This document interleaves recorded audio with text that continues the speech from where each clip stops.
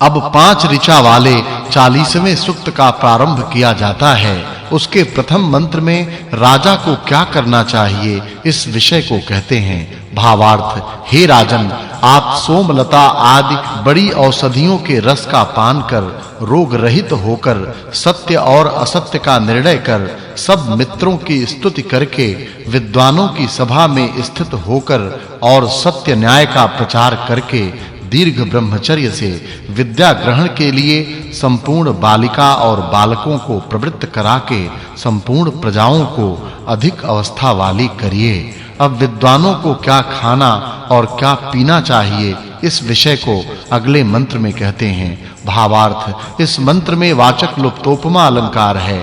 हे राजन, जिस भोजन और पान से बुद्धि और बल बढ़े उसका भोजन और उसका पान करिए और उसका भोजन कराइए और पान कराइए तथा उसका भोजन और पान न करिए और न कराइए जिससे बुद्धि भ्रष्ट होवे। फिर राजा और राजा के जन क्या करें इस विषय को कहते हैं। भावार्थ: हे राजन, आप उत्तम मनुष्यों के साथ वैद्यों की उत्तम प्रकार परीक्षा कर उत्तम रसों और अन्नों को संपन्न कर उसका भोजन कर एकमत कर और प्रजाजनों की रक्षा करके अत्यंत ऐश्वर्य को प्राप्त होकर हम लोगों को भी धनयुक्त करिए।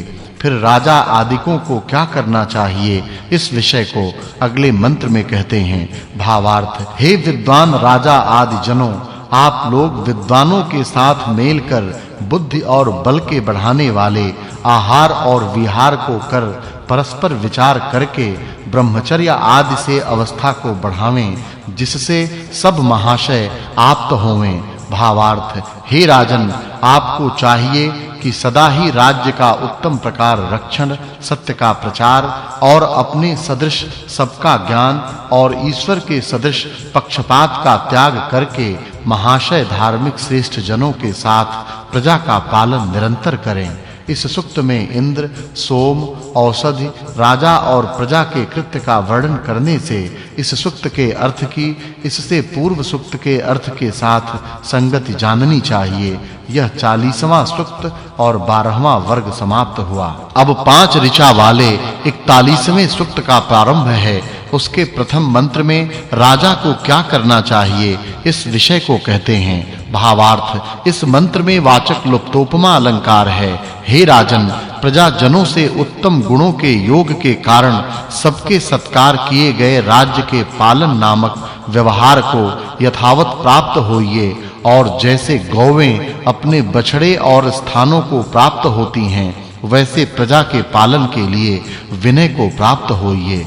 फिर वे क्या करें इस विषय को अगले मंत्र में कहते हैं। भावार्थ: इस मंत्र में वाचक् लुप्तोपमा अलंकार है। राजा और प्रजा के सभासद उत्तम संस्कार की विद्या से युक्त सत्य भाषण से उज्ज्वलित वाणियों को प्राप्त होकर उनसे प्रजा पालन आदि व्यवहारों को निरंतर सिद्ध करें।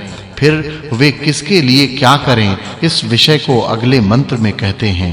भावार्थ: जिस राजा के अनेक प्रकार के उत्तम प्रबंध, उत्तम औषधियां, उत्तम सेना और धार्मिक विद्वान अधिकारी हैं वही संपूर्ण प्रतिष्ठा को प्राप्त होता है।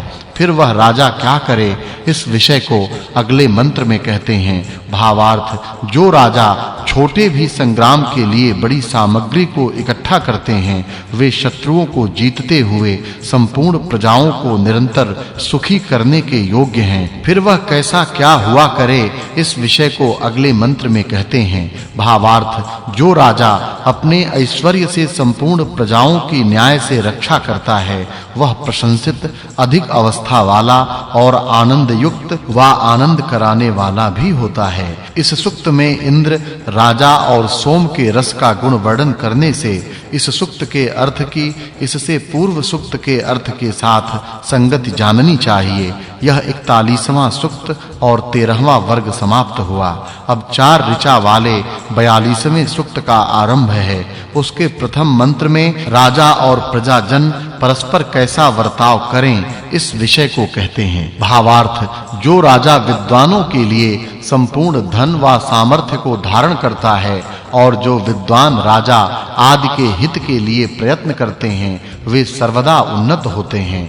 फिर मनुष्य क्या करें इस विषय को अगले मंत्र में कहते हैं। भावार्थ हे राजा और प्रजाजनों, आप लोग यथार्थ वक्ता तथा राजा आदि विद्वानों में विश्वास करिए और वे आप लोगों में विश्वास करें। इस प्रकार दोनों ओर आनंद बढ़े।